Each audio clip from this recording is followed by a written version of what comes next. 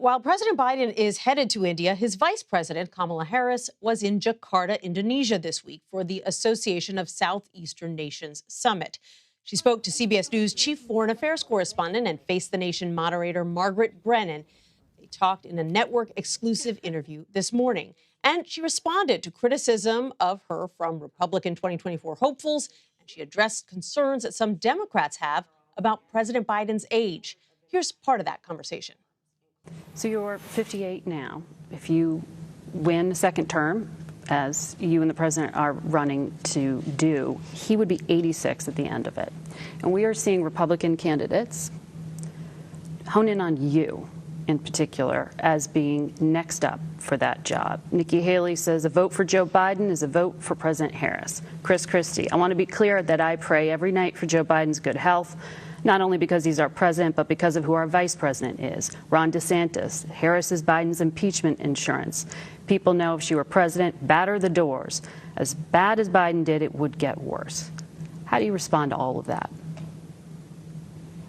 We are delivering for the American people.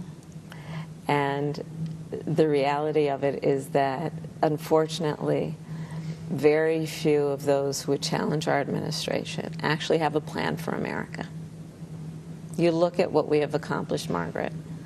We have created over 800,000 new manufacturing jobs in America, 13 million new jobs, unemployment at record lows. We have capped the cost of insulin for seniors at $35 a month, capped the cost of prescription drugs on an annual basis at $2,000. They're talking for about seniors.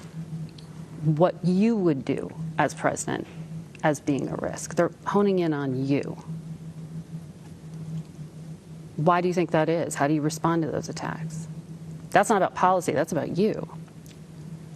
Listen, this is not new. There's nothing new about that. I mean, listen, in my career, I was a career prosecutor. I was the first woman elected district attorney of San Francisco, a major city in this country, and reelected. I was the first woman attorney general of the second largest Department of Justice in the United States and reelected. I was a United States Senator. I represented 1 in 8 Americans, and I'm now Vice President of the United States. They feel the need to attack because they're scared that we will win based on the merit of the work that Joe Biden and I and our administration has done. But even Democrats are worried about the president's age. The Wall Street Journal had a poll showing 2/3 of Democrats say Joe Biden is too old to run again. Are you prepared to be commander-in-chief? Yes, I am, if necessary.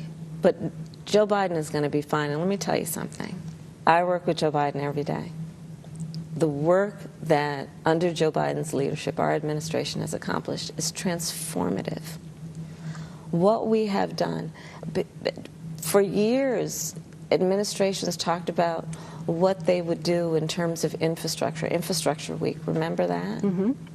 Under Joe Biden's leadership, we have transformed and are in the process of transforming America's infrastructure with an historic investment in not only roads and bridges, but high-speed internet, what we are doing around issues like lead pipes, and I could go on and on. What we have done in terms of 800,000 manufacturing jobs, what we have done to cap the cost of prescription medication.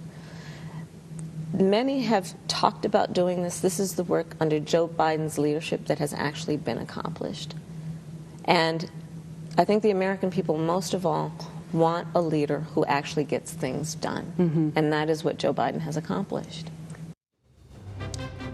You can watch more of Margaret's interview with Vice President Harris this Sunday on Face the Nation.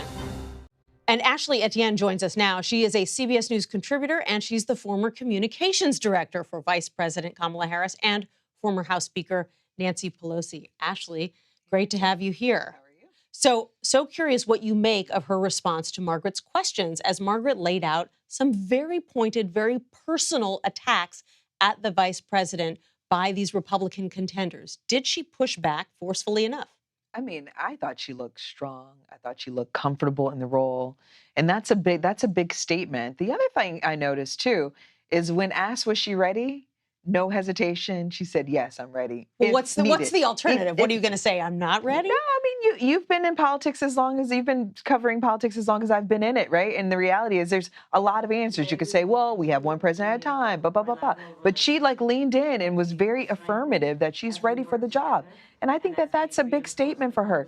And then as we think about like why she's being attacked, I worked for Speaker Pelosi, and she used to always say the reason why Republicans are coming for me is because I'm effective. And I think that's the thing with the vice president now. She's finally starting to get her footing. She's finally starting to get more comfortable in the role and also taking more calculated risks that's actually working to the president and her benefit going into this next election. So it's no surprise that they'll continue to attack her. I think the interesting thing will be, what does she throw back at them? You say she's finally starting to find her footing. We're 2.5 years in. There's this new book out by Franklin Foer that everyone in Washington is reading that really talks about a vice president who has sort of struggled to find her place within the power structure at the White House. Why do you think she has struggled? And what makes you say that things are getting better on that front? Yeah, I think the reason, I think we don't give her enough credit. She's been the top executive in every role she's ever had. She's been the first in every role she's ever had. It is very hard. I've worked in that building twice now for president and now, and most recently a vice president. It is very hard to adjust yourself being the number one to being a number two and to reconcile your voice with that of another elected official who's been in the business for 40 plus years. That's not an easy task. Secondly, the first 2 years we were all, mired in COVID. That hampered her ability to get out, test her footing, expand her reach and voice and develop her voice in this new role. And I think the third thing is that, women in this business, they just get it harder. Critics are more harsh on them. I think there's a confluence of race and gender that we as a nation haven't started to discuss as it relates to the vice president and her ability to gain power, leverage, and exercise that power. So I think there's a lot of factors, and it's not a one simple, easy answer. Now, you asked me, what are the signs that she's getting her footing? One, I love the fact that she went to Florida and took on DeSantis in this larger issue of whitewashing history when she took him to task about the books and rewriting history and slavery and all of that. You think she needs to do more of that? That was daring, yeah. And the reason why it was so daring, the reason why it was so effective is because it elevated the issue within their party.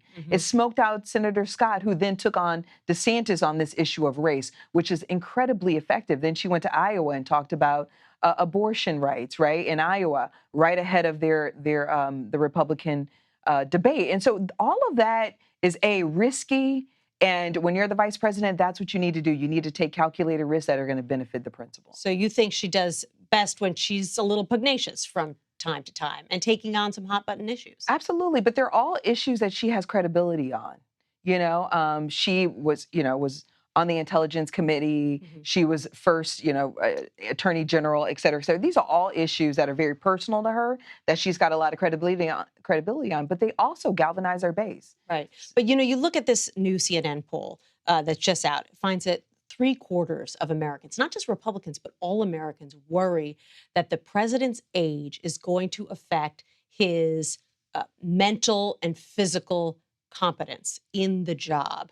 What does she do to convince people that, A, she's ready, beyond just saying, I'm ready, Sure. and B, that it's not as big of an issue as Republicans have argued that it could be?